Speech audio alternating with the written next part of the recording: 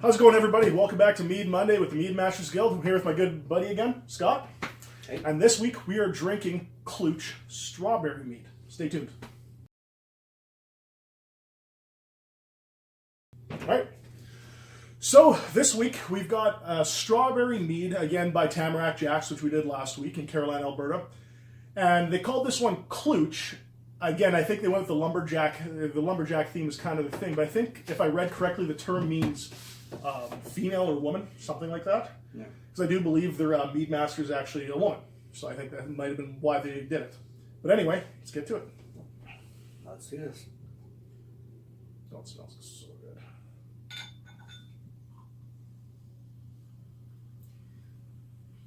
Seems to have a little bit more carbonation than the last one we tried. Oh, definitely. And it's a little lighter in the red than the cherry was. Yeah. And you figured out it was what, raspberry ginger ale? Was what Yes. what I was trying to figure out was raspberry ginger ale last week. Yeah, this one's got, it's a little less red. It's almost got like a very slight oranging to it. Yeah, a little bit. It's definitely like that light strawberry red. Like Yeah. like a late summer strawberry. Yeah, exactly. Really nice and clear. I don't know if you can see that on the camera, but it's almost see-through, but all you're doing is seeing like the bubbles go through. It's really good. Yeah, you can see the bubbles coming up almost like a nice champagne. Yeah. Oh, actually, strawberry champagne, strawberry mead. Yeah. Oh man, that smells heavenly.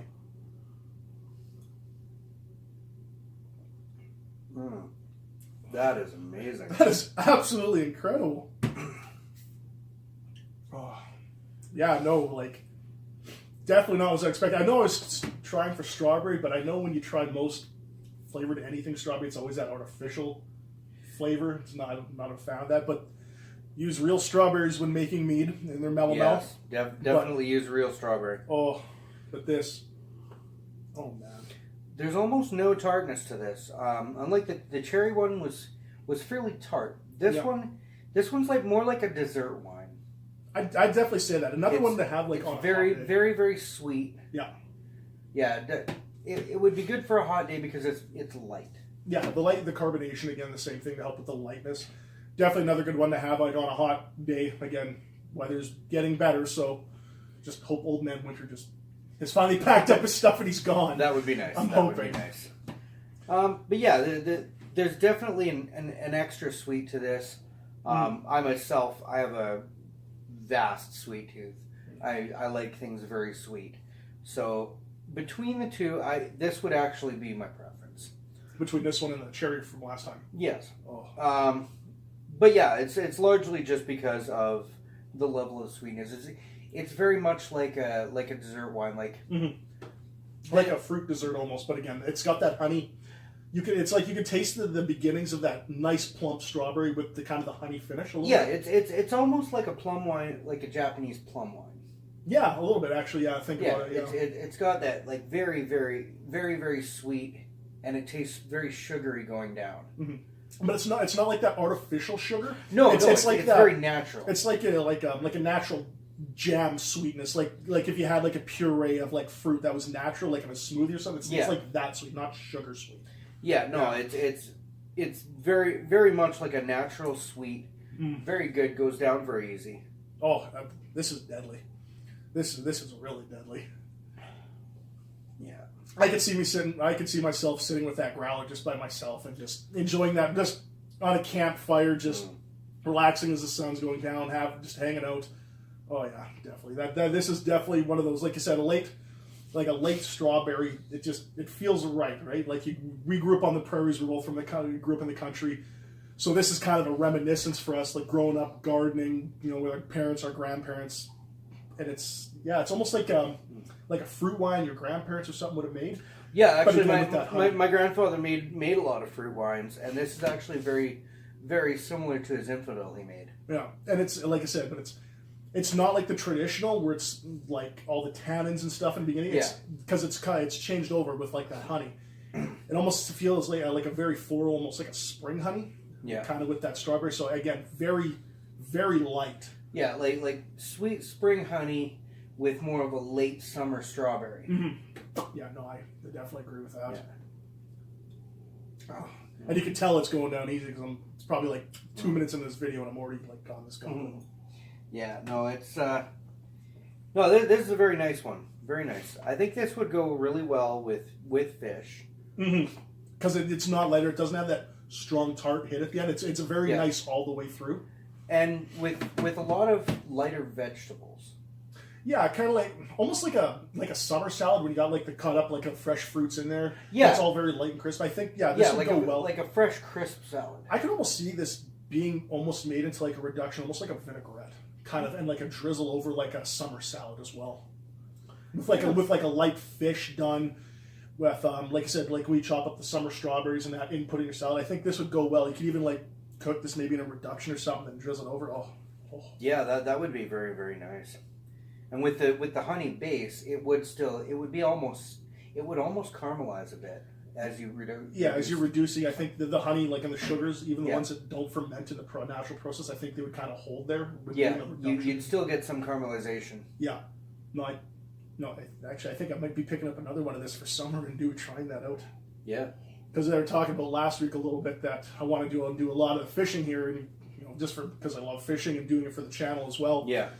And I think maybe doing a catch and cook if I do the reduction of this at home or something. I think that would be pretty good.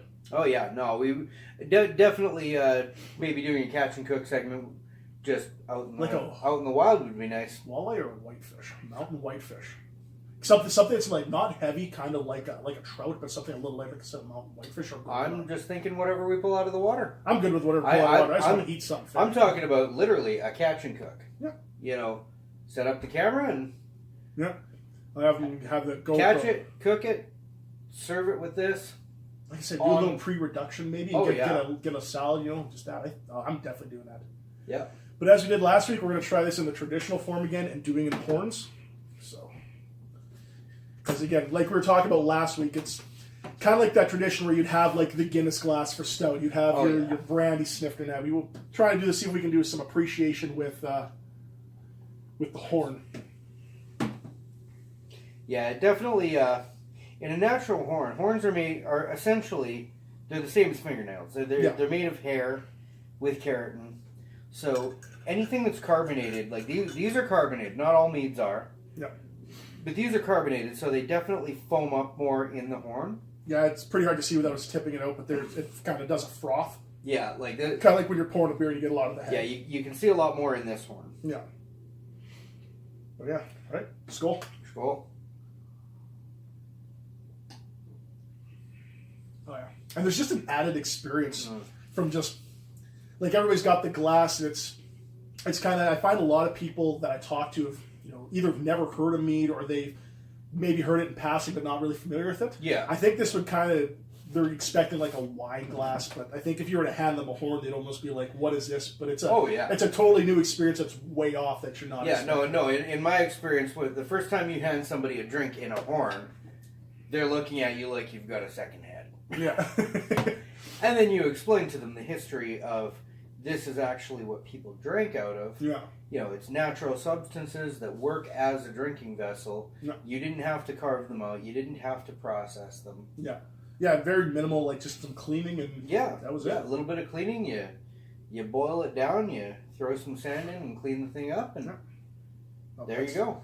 And there's just something that just makes you feel like that connection to like, I don't know, like I guess if you're European descent, your ancestors, or if anybody just... It makes me feel like a Viking, just like my ancestors. It does. I know I got some, my mother was doing our genealogy, we got some Vikings and some Highlanders. I've got a lot of Norse in there. Yeah. But I do find it's kind of cool because it does give you that little connection. Yeah, it's kind of modern times, but you're still drinking out of the exact same substance, your ancestors and that would have drank from. Nature's plastic. Nature's plastic, and like the same drink that's been around for the dawn of civilization or even earlier. Oh yeah. No, that's awesome. Mead has been around since pre-Norse. Everything I've read and done research on, the earliest archaeological studies have said that the earliest they found was pottery in 7000 BC China. Oh wow! And that's the earliest that I've been able to find. I know some say 9,000, some say 7,000. So kind of take that, but I think I've more read says 7,000. But either way, it's still old. Well, yeah, because like beers, I know they've been around since ancient Egypt. Yeah, because they were doing a lot of grains in the Nile and stuff like that. Wine was more Europe, but I believe that was because it was also easier to cultivate when they did farms back then. It was for your light beers, your Egyptian light beers really weren't even alcoholic. Yeah. There was minimal. Yeah, the alcohol content was maybe 2%. It was barely enough to kill off the bacteria. And that was why that was largely what was served. But no, I mean, mead, Mead was pretty simple. Like, I mean, yeah. Think about it, was mostly just, I think somebody just probably had some honey, or it was, I think it was... Honey is reasonably available everywhere. Well, not just that, but I think what it was, is somebody either, I'm guessing, it was probably found by accident. Oh, that there was like a beehive or something, water got in, they drank the nectar that came out, and wild bees got to it. How often do you hear about those stories of bears and squirrels? You see videos of them being drunk in the woods because late season, they find an old honey patch, or they find some old fruit that's been fermenting for a while. Yeah, I remember birds like that too. They'd eat like late fall like berries, and then they'd fly in like windows. Oh, yeah.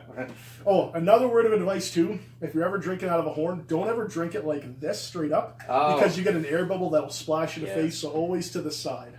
Yes, just a little FYI. You always keep your horn to one side or the other, because you don't want a big splash in the face. And horns, thankfully, have a natural curve that way. But no, again, another thanks to Tamarack Jacks for this.